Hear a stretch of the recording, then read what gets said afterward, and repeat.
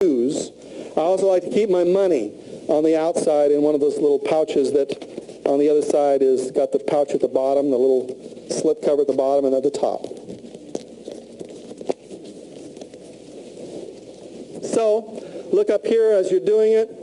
On the outside of my pouch, I have money and time. On the inside, I have my addresses and names. I've got my journal, and I've got my long-term planning for my 90 days in advance. There I am controlled and in organization from that very moment. I can do it all in one little thing. I can stick in my pocket or purse, and I'm in control. Okay? Now, some of you have other kinds of systems that you use, and they're a little bulkier, that's true. I'm going to ask at the very least, everyone here in this room, at the very, very least, every one of you should be taking your money, your cash flow tracker here, your organizer. You should carry that with you everywhere you go for at least the next 30 days and fill it out every single time you spend money.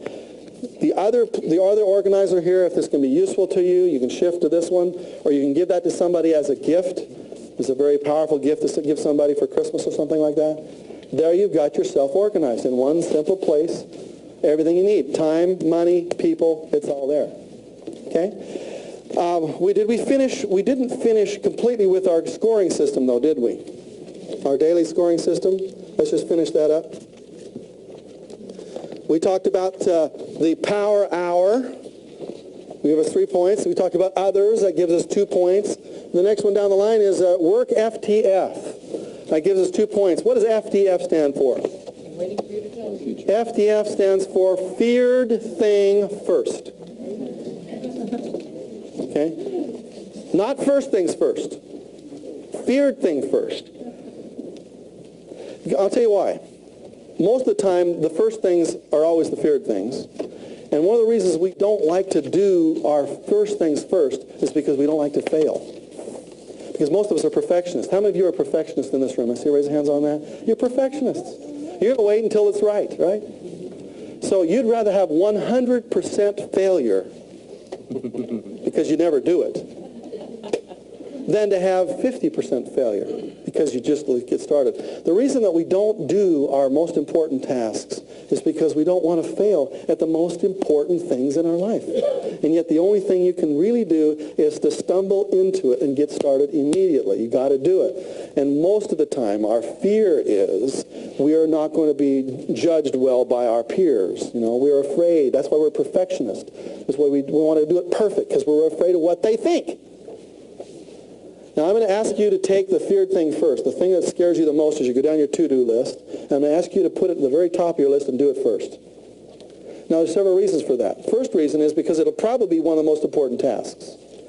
Number two, it'll do wonders for your self-esteem. Let me teach you the secret to all self-esteem right now. If you run from what you fear, your self-esteem automatically goes down. If you face what you fear, your self-esteem automatically goes up. This is a true statement. You try it with your kids. If your kids run from what they're afraid of, you are literally training them to have low self-esteem. Well, when kids start into school these days, they have high self-esteem. 80% of the kids in grade 1 today have high self-esteem. By the 5th grade, it's down to 20%. By the 12th grade, 5% of graduating seniors have high self-esteem. And the reason they do is a lot of reasons. It's not because the school system is bad. It's because life is a pretty tough place to learn in. It's pretty rough. And what you need to be doing is taking the things that are most fearful to you and doing them first. If you do, well, let's look what happens. You start your day off and you say, what's the thing that scares me the most today? I'm going to go ask for a raise. I've been waiting to do for this for months. I deserve it. I'm ready for it. I'm going to go get a raise. You march right in there at 8:30 in the morning. You say, boss, I got to have a raise. He fires you and throws you out the door. At least you have all the rest of the day to look for a new job.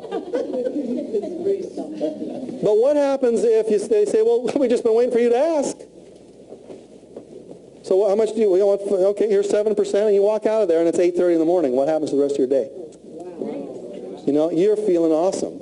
You're saying, oh, this is great. It makes the rest of your day worth it. Now, if you take something you're afraid of doing and tackle it first, the rest of the day, by comparison, looks easy. However, if you take the easy things and put them first and wait till the end of the day to do the things you're afraid of, by comparison, the rest of your day looks very difficult. Because in the back of your mind, you're saying to yourself, I still got to go ask the boss for a raise. I'll wait till 4:30. So you're going through your to-do list. You're crossing things off all right and left. You're trying to be real happy about this. When you get to the end of the day, in the back of your mind has been this nagging voice saying, oh, you're going to ask him for a raise. It ruins the whole day. Does that make sense? Therefore, do your fear thing first. I'm going to challenge you to do that first for the next 30 days. I'll make you a promise. You do your fear thing first. At the end of 30 days, you're going to feel like you can do anything. I'll tell you why. When you walk in the room, you're asking yourself the question, give me your best shot. What's my feared thing first in here? What's the thing that bothers me the most? Come on, give me your best shot. I can handle it. Right? Because if you train your mind to think that way, you're not afraid of anything. However, if you train your mind to think, I don't want to do that, if you're always backing away from things, and when you walk in the room, you're looking for things, I don't want to do that, you're automatically not prepared for life. Okay? So the feared thing first is, what do I got to do first today? What's my toughest thing to do? And you give yourself 2 points as soon as you've done that. You reward yourself like a rat. Okay? That's the way they train. That's the way you need to train yourself. You need to reward yourself every time you do something good. Isn't that the way they train Shamu over here in SeaWorld? How do they train Shamu to jump out of the water like that? They put the bar underneath the water or on the floor, and whenever he swims over the bar, they give him a fish. They raise the bar up. If he swims under the bar, they don't give him any fish. He swims over the bar, they give him fish. They raise it up to the level of the water. If he just swims around there, he starves to death.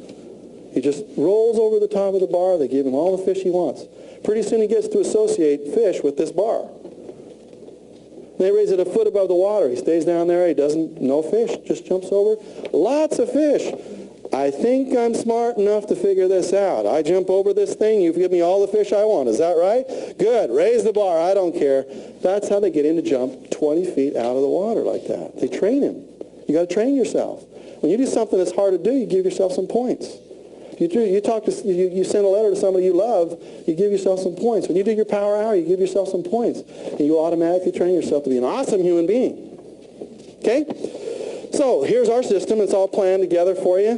How many of you think that if you did that system for 30 days that your life would be much more in control? Let me see you raise your hands on that. Your job and your challenge is to do that. And start with simple things. Like when we go to lunch here in another few minutes, you're going to take that planner with you. You go through what we call the Millionaire Minute. So let's just cover that really quickly. Fill in some blanks before we're done. Since time is money, that's secret number 3.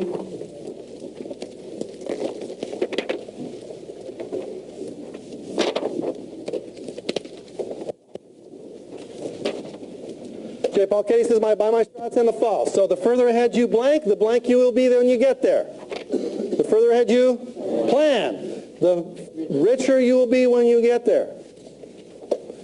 Money mentality is plan your blanks and procrastinate your blanks. Plan your 20s and procrastinate your 80s, or if you want to say it another way, plan your needs and procrastinate your wants. So let's just cover this thing about wants here for a minute. Most of you let's put it this way. You want things because you can't afford them right now. You say, well, if I had the money, then I would go out and buy them. Your wants are unlimited. Did you get that? As soon as your level of income increases to the point where you become aware that you can buy it, your wants become unlimited. There is no way for you to outpace your wants. As soon as you make $100,000 a month, you're going to want a Learjet. As soon as you make $1 million a month, you're going to want to, own, a bigger jet. Yeah. In other words, right now your income dictates your wants. But as soon as your income goes up, your wants go up exponentially.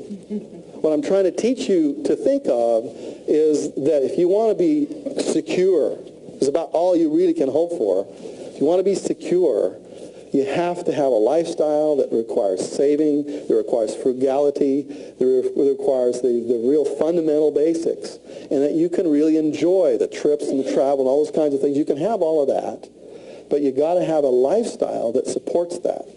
And let's just take all the things that most people have. They're really going in a huge debt for them, and they're going to really destroy their wealth to get them. So I know I had to get that off my chest, you know. If you look at people who are really wealthy, they are very careful with their money. They are not conspicuously consuming at all. So when I say plan your needs and procrastinate your wants, I'm trying to say your wants are never going to end. All right, 7 minutes to millionaire minute. Shop for value. It doesn't have to be a bargain. Some bargains are worthless. You shop for value. Buy wholesale. Always get a discount. That's right. And another word to put in there is always get a receipt. Always get a receipt.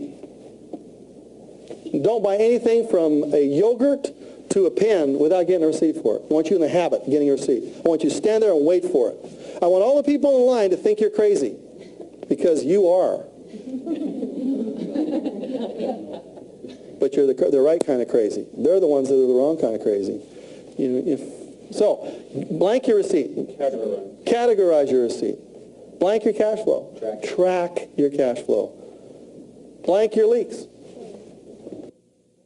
Track your leaks. In other words, you got to flip it on the backside and blank your receipt. File your receipt. That's what the Millionaire Minute consists of. I look for value. I try to get a discount. I'm trying to buy wholesale. I get my receipt. I categorize my receipt. I'm going to track my cash flow. I'm going to balance my leaks, and I'm going to take that receipt and put it away. And if you'll do that, it takes you about a minute, sometimes 2 minutes per transaction every day. You're up to speed. You need a system for tracking your time and money, and that's what I've given you. I've given you a money tracker, a daily organizer, a 90-day planner, a phone book, and a journal. It's all found in that one little power planner that I had up here just a minute ago. Here it is right here. There it is right there. Your wealth system contains your vital documents files, your owns and loans files, things you own, things you will own, your faucets and leaks. So your money rules are, I extend my blank blank each day. I extend my network planning horizon every day. Every day I got to extend my planning horizon. Rule number 2, I practice the Millionaire Minute. And number 3, I cut my living expenses by... Well, let's do that now here. You notice I don't carry too many credit cards, but I do carry my old platinum card here. It's the only one I carry. Why? I have to pay this thing off every month. No matter how much I spend every month, they get a bill from that, and they want that money. They let me know when I'm late. I have to pay this off every month. It forces me to pay off every month. Now, I've done a lot of research on credit cards. It's really simple. If you want to cut your living expenses by 30% instantly, take all your credit cards out of your wallet and purse and cut them up and throw them away, except for one, which I'll be showing you how to use here in a few minutes. Cut them up, because when you don't have your credit card, what happens? Your spending drops automatically. If you would take and cut your credit cards up, your living expenses automatically, with no effort, automatically will drop 30% in the next 12 months. Try it. If you've got access to the credit card cash, you're going to spend it. If you don't have access to it, you can't find it, you automatically stop the spending you would have normally spent on without any effort whatsoever. Does that make sense to you? That's a hard thing to do. See, you need a credit card for identification and all those other kind of reasons and excuses that you always give me.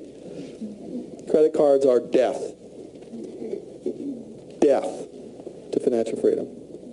Take your credit cards and save one of them for emergencies and for any of other Robert Allen seminars that I'm going to ask you to buy on Tuesday afternoon. But other than that, you take that credit card and you cut it up. Does that make sense? Okay?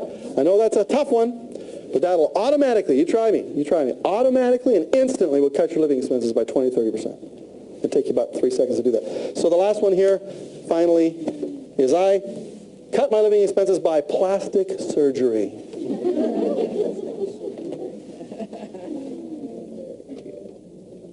All right? Okay, give me a couple more ahas, please.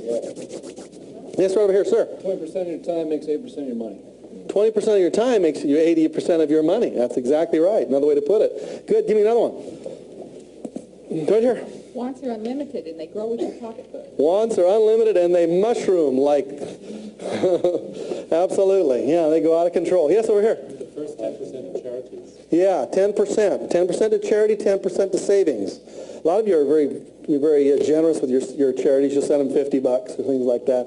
I'm talking for you to multiply your charities much, much more than that, and assume that the universe will pay you back. And I personally believe that the universe will. Isn't that what the Bible says? Bring foods into the storehouse and see, and he says, prove me now herewith to see whether or not I will open up the windows of heaven and pour you out a blessing so there's not enough for you to receive it. The point is, just say challenging. Okay, good. I'm going to be good. I'm going to pay my share. You take care of me. Back here. Fail to plan, you plan to fail. That's right. Absolutely. Fail to plan, you plan to fail. Go over here, ma'am. You have two ahas? No. Nature abhors a vacuum. Nature abhors a vacuum, which means? They'll fill it up. Yeah, okay, good. Give me another one. Another aha? Yeah. I really like the Rockefeller rules and how you can instill with your kids, like, right away. Rockefeller rules, absolutely. Anything else? Yes, man here? Do feared things first. Do those feared things first. All right, there are lots of things we're learning here. We're building a mindset, and hopefully by the end of today, what we're going to do is just shift your awareness about a lot of things you're already doing, but without a context to it. You're doing kind of a little thing here, a little bit over there, a little bit over there, but if they're all put together in a system, it really makes a massive difference.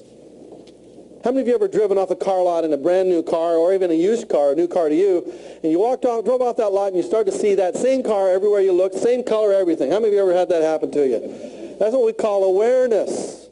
I'm going to raise your awareness about lots of things, about the monies that you waste are really valuable. We're going to talk about credit cards, all these things that will raise your awareness so that when you see the world of money, you'll see it in a different way.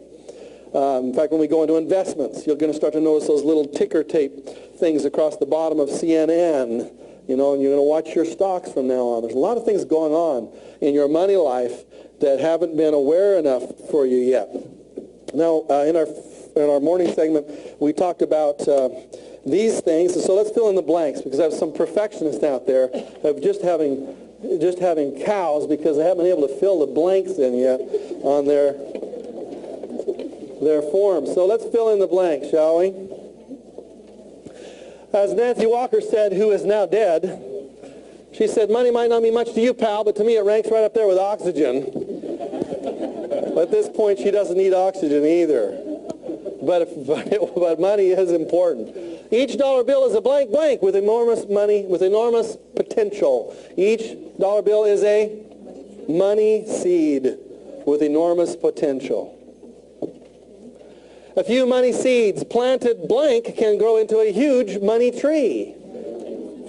Consistently. A few money seeds planted consistently.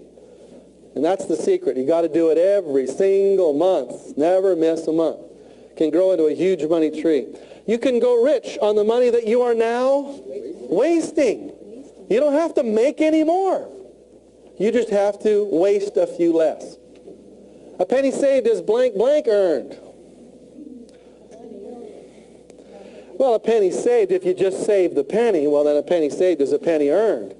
But a penny invested is 10,000 pennies earned. Because if I'll invest that money, it grows into an awful lot. The cost of blank is extremely high. Start now. Cost of procrastination is extremely high. Start now. You can't make blank decisions today and expect to be blank tomorrow. You can't make poor decisions today and expect to be rich tomorrow. Every day gives you a chance to test your money rules. For instance, suppose, how many of you ever gotten a parking ticket before? I'm see you raise hands on that. You get the parking ticket, and what do you do with it? You're just so ticked off about it, you just could scream. You stick it in a little slot in the side of your car. You're just going to show them, aren't you? You're just going to show them they can't give you a ticket like that. It matures in there for a while, and pretty soon, how many days does it go by before it doubles? It's 30 days. You ever had a parking ticket double on you? How many of you had that happen? Okay, good. You procrastinated it and it doubled on you. When that happened, you really made a decision that you wanted to be poor in the future. Because your future is going to arrive. You know, you probably said, well, I'll tell you what I'll do. I'll just let this sit until I do my registration next year. And I'll just let it sit there. They're going to go get all my registration. Then I go and I'll pay a check for my registration. I'll pay all my bills, and all my tickets will all be paid off. They'll all be paid off at 200% and 300%. Although, but you don't have the money today, do you? That's why, oh, darn it, I can't afford that $30 ticket today. Can you afford the $90 ticket tomorrow? So you can't make poor decisions today and expect to be rich tomorrow.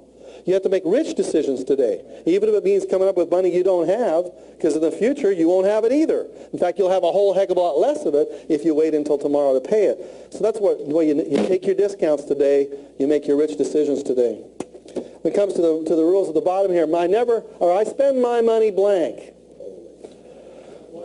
Wisely, good. I never pay retail, and I save at least blank percent of all I earn, 10% of all I earn.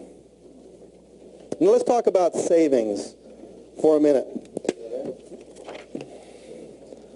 Savings. Now we talked about savings here this morning a little bit. Let's just finish that discussion. Whenever you save money, and you should constantly be looking for saving money, you have to save it.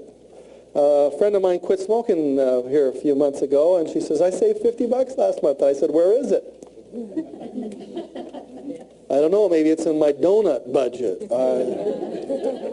Where did it go? Give me the $50. I don't know, I don't have it. She saved it. I mean, she stopped smoking, therefore there was $50 supposedly left in her life. Where is it? She hadn't saved it. She had saved it. But it doesn't do any good just to save it. You have to double save it. You have to take it out of your life. You have to stick it somewhere so that it's gone. So if you go to a gas station, for instance, and you're trying to save money on gas, that $2 that you save, you should take and put it in an extra little spot in your wallet or purse and get it out of your budget. Get it out. When you get home, download that money, take it out of the spot, and put it in your savings slot and send it to the bank and get rid of it. Because you will always spend as much money as you have. You'll just spend up to it. So you should get all this excess cash out of your life as much as possible. And if you saved money on a movie theater ticket, because you went on Tuesday instead of going on Saturday night, and you saved that $3, and don't just pay the $3 for your ticket. Take that extra money you would have saved, stick it in another pocket somewhere, and you get home, get it in the jar that you let build up in there, because you won't notice the difference. I mean, your budget will still be the same. Your life will probably still go on the same without you even noticing it. Is you'll have this extra $200 or $300 or $400 a month that starts to kind of build up over time, and pretty soon it gives you that chance to put money in stocks and bonds and mutual funds and things of that nature. All right, so that's what I call saving, and it's really critical. And so we've talked about 4 skills up to this point. Well, actually, we talked about 3 skills. Now we're going to go into the 4th, 5th, 6th, and 7th skills. First skill we talked about was valuing it. How many of you are valuing those dollar bills more today than you did yesterday? Let me see, raise your hands on that. How many of you actually filled out your little money tracker there when you got your, okay, good. And most of you wrote down that this is a business expense. Hopefully it was a business lunch. You got to write that off. How many of you let somebody else pick up the lunch for you today? Now those are the smart ones. That's right. We try to avoid writing in our little booklets at all. If someone else will pick up the lunch for you, then that's a real deduction that you want, all right? That's why whenever I go to lunch, I try to not